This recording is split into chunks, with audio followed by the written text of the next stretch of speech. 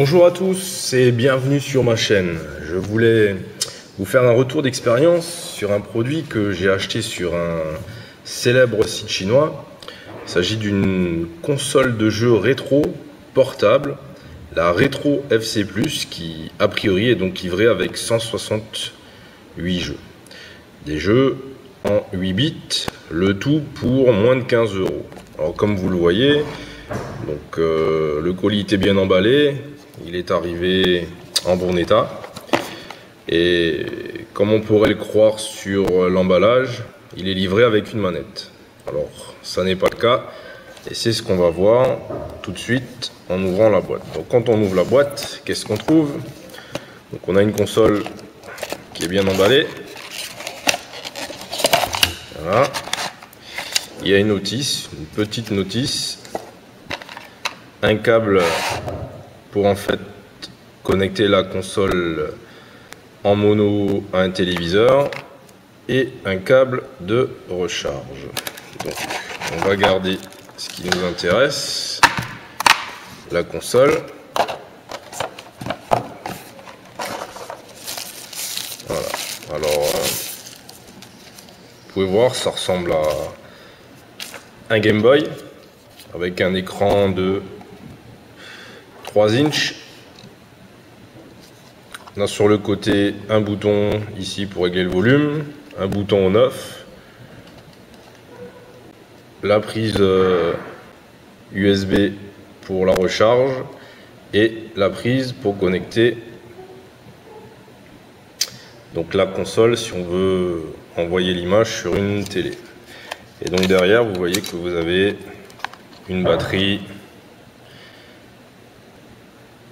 Li-ion de 3,7 volts, donc batterie rechargeable. Donc le tout est très léger. Donc si on l'allume, qu'est-ce qui se passe?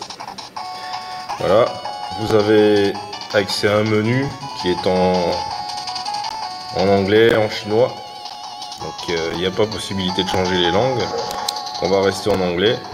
Et donc vous avez ensuite, ici on voit de 1 à 168 jeux. Alors c'est des jeux en 8 bits comme je le disais déjà. Il y a des jeux originaux, il y a aussi toute une série de jeux un peu plus, on va dire, exotiques, des versions remixées de jeux connus. Alors vous avez par exemple Double Dragon 2, Double Dragon 3, vous avez quelques Super Mario, donc Super Mario 1, le 3, après Super Mario 6, je savais pas qu'on était monté aussi haut, Super Mario 14 pareil, voilà. Qu'est-ce que ça donne si on lance un jeu? Donc on va tester de Super Mario, voilà, on lance, donc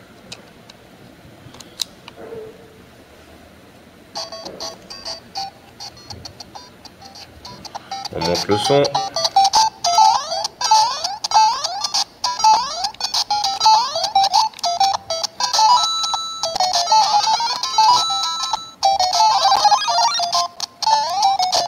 Comme vous pouvez le constater, ça fonctionne plutôt bien.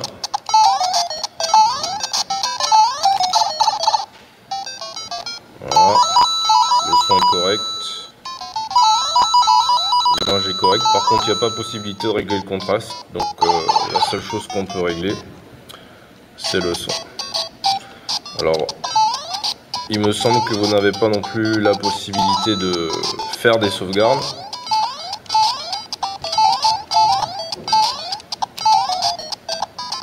Voilà. Donc, vous avez ici au milieu un bouton pour revenir à l'écran principal.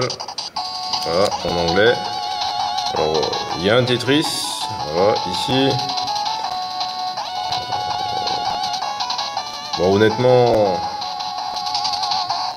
c'est des jeux qui sont plutôt compliqués. On a du mal à accrocher, donc ça c'est un peu ce que j'en pense.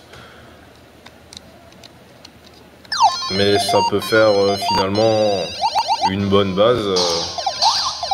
Si par exemple vous voulez passer une console avec une carte Raspberry Pi 0. Alors, vous avez déjà les boutons, vous avez l'écran, vous avez un système rechargeable et comme je vous disais, le tout pour moins de 15 €. Donc voilà, j'espère que cette petite présentation vous aura plu et peut-être à bientôt pour une autre vidéo où on va regarder un petit peu qu'est-ce qu'il y a à l'intérieur et est-ce que peut-être il y a possibilité de faire évoluer cette petite console. Allez, bonne continuation à tous, bye.